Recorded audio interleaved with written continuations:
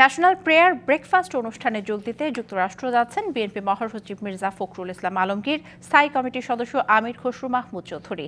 London থেকে তাদের সঙ্গে যুক্ত হবেন বিএনপির ভারপ্রাপ্ত চেয়ারম্যান তারেক রহমানের মেয়ে ব্যারিস্টার জাইমা রহমান।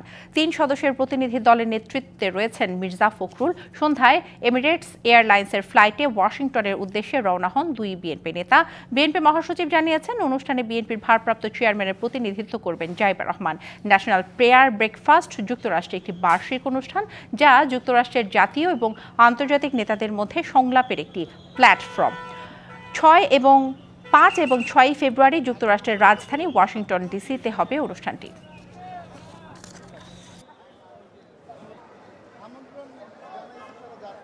এখানে কোনো আলোচনার বিষয় নেই, একটা ব্রেকফাস্ট প্রেয়ার আমরা আমন্ত্রিত হয়েছি, আমরা সেখানে যাচ্ছি।